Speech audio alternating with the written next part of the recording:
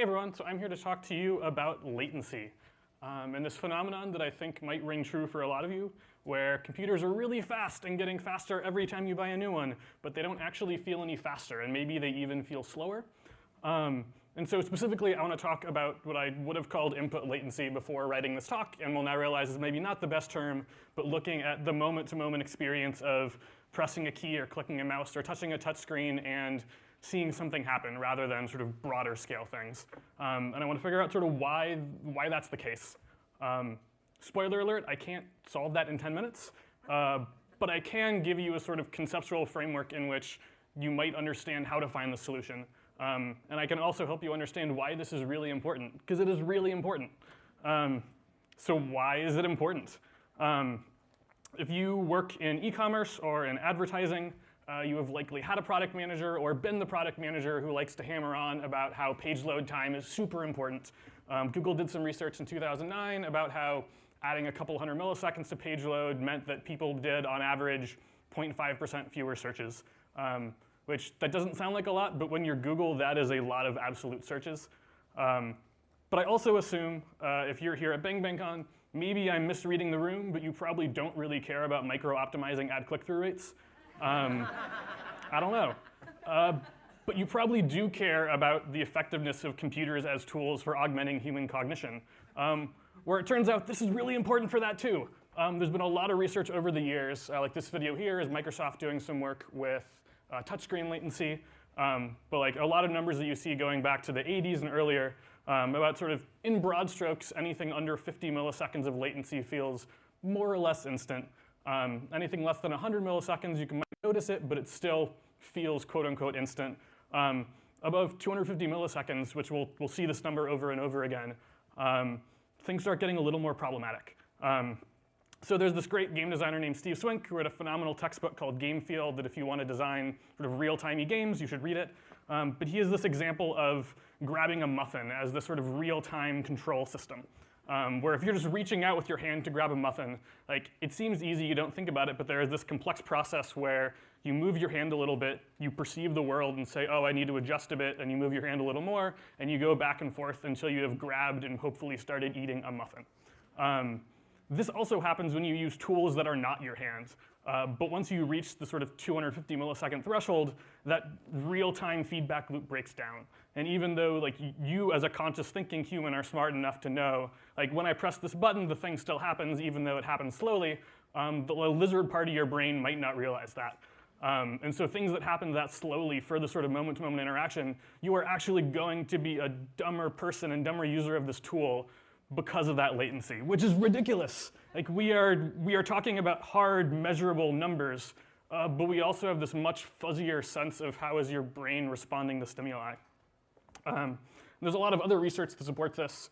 I'm not going to talk too much about other levels of research, like Jacob Nielsen is a very well-known HCI researcher and starts to talk more about, well, all right, at what point does your brain start to consciously wander, like, and you as a conscious person start losing attention and, yeah. But I want to focus more on the actual moment-to-moment stuff right now that I have been. So this sort of rabbit hole for me into this problem space came by way of a game I was working on. I had been building a company to make these local multiplayer video games where you go to a website on your phone and your phone's the controller. You might have played games like this. They usually tend to be trivia games or turn-based games or something slow. We hated ourselves, so we were making twitchy action games. Which, as you can expect, that is a really hard design and engineering problem of how do you make this WebSocket packet that goes all the way over the internet and into another computer feel as responsive and juicy as pressing a physical button on a wired controller. So we took our prototype and we showed it around, and one of the game designers we showed it to, their response was, oh, like this is, as a designer, this is great, this is low latency enough that most people aren't going to notice it. However, like as a competitive Street Fighter player, this is nowhere near low latency enough. You could not play Street Fighter on this. Which is ridiculous, because that points to this is not just about the fuzzy subjective nature of how you're reacting to it, but even as a person using a computer, this is going to differ based on the task you're trying to do. Which intuitively makes sense. If we think back to the Microsoft research from a few slides ago, they found that with touchscreens, you care more about latency in the order of 10 or 20 milliseconds. John Carmack talks a lot about VR, where that number is closer to 20 milliseconds than 50, which also makes sense because you're trying to convince your eyes that you're in a physical space you're not. But so we really need to think about the context of what are we trying to do here. Which is all great. We know that this matters and it is weird and complex and tricky, but how do we actually do something about it? If we want to do something about it, we have to measure it. If we want to measure it, we have to know what it is. And we're not really looking at just this input latency of how long it takes for the button press to register. We are looking at this whole feedback cycle where the player does something, the computer interprets it, responds, displays some information, and the player or user interprets that data.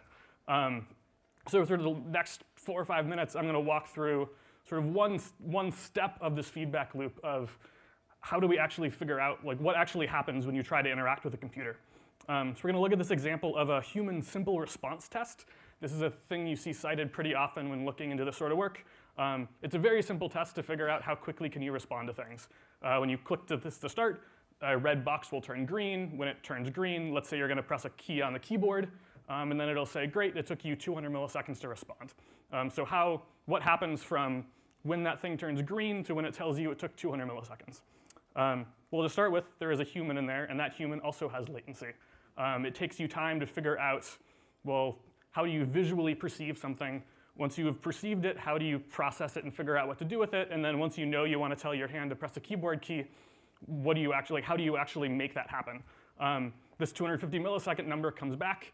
You see this in a lot of different research studies. This specific one I was looking at was from Xerox PARC research in the early 80s, because of course it was. But it also seems like that number will also be different if you're a 21-year-old college student or an Olympic athlete. You can probably get down to 180 or 190 milliseconds for this sort of visual simple response test. But once you have pressed the keyboard key, what actually happens? This also takes a whole bunch of time. And this, like that previous step, this isn't really that reliant on the progress of technology. If you're going to physically press a keyboard key, that's going to take time to depress. That's going to take different time based on whether it's a new MacBook keyboard with 0 key travel or a big clicky mechanical keyboard switch that takes you tens of milliseconds. You might have to deal with reaction time. If you have ever built your own mechanical keyboard, you know that you don't have 108 I/O pins going into your keyboard. You have a 2-dimensional matrix that you have to scan, typically at 100 hertz or 1,000 hertz. So that might add some time, probably not. You have to deal with bounce and debouncing, because making sure that you actually respect how many times the user pressed the keyboard key is important. There might be some USB shenanigans. I saw widely ranging values for these. The numbers, the 15 to 60 milliseconds, come from Dan Liu, who was a really, really smart person who's sort of vaguely in the Bang Bang Con recurse-centery ecosystem. And he did a bunch of very, very good empirical tests with a phone camera taking video 240 frames per second to measure, well, how long does it take a bunch of different keyboards to respond? And that's how he came up with these numbers. We'll see that approach of very, very fast cameras coming up again and again of how do you actually measure this. But all right, so then it's got into the computer. And here's where things get fuzzier and harder to measure. Some of the rendering pipeline stuff can be pretty straightforward. Like your window manager might do some compositing that takes some extra time. Maybe some of the way your GPU is buffering things will take some time. But that's simpler than the sort of intersection of the operating system and your application code, where I'm sure a lot of you have written code that measures code you've written and figures out how fast it takes to do something.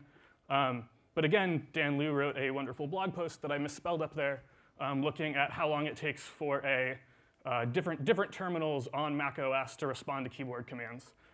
Again, with the same sort of 240 frames per second camera setup. And it turned out a relevant stat wasn't just how long does it take to work, but how long does it take to work under different CPU loads. And you can imagine different operating systems are going to have different strategies for managing CPU load and how that gives processing time to different processes, et cetera. So this is a little weird. But then finally, you get to the screen itself. We're going to skip over screen refresh for a second. If you're using a computer monitor, your display lag's probably 0. It could be way higher for TVs. If you play games, you may have turned on gaming mode, which can help with that. If you're a competitive Smash Brothers player, you use a CRT, because that's going to have lower display lag. It can also actually take a couple milliseconds to physically change the colors of the pixels once they've been drawn. But the weird thing here is screen refresh and VSync. So your average screen runs at 60 hertz, so it updates 60 times a second. which means every update takes about 16 or 17 milliseconds. And typically, in a lot of cases, you'll have vsync on, which means you're not going to update until the whole thing is ready to go. So if you draw something at time equals 16 and time equals 18, if you're rendering at time equals 0 and 17 and 34, they're not going to be rendered. They're going to be rendered 17 milliseconds apart, which is also a problem with games. Games typically update at a 60 frames per second update rate. I'm out of time, so I'm going to get through this really quickly. But so like if you're looking at Smash Brothers and you're measuring input latency of different types of controllers, which some people on YouTube did with the exact same sort of 240 frames per second camera, you'll notice the average latency of a wired GameCube controller over a USB hub versus a Pro controller is like 7 milliseconds. But because that happens across the frame boundary, that's actually 17 milliseconds of latency different, which means like we can't even just talk about controller input latency as its own thing, because that is deeply complicated and intersected and complected with the actual application code and what latency that is adding. So this is actually way too complicated to even think about in context of this happens, then this happens, then this happens. But at least we made it to the end, so thanks.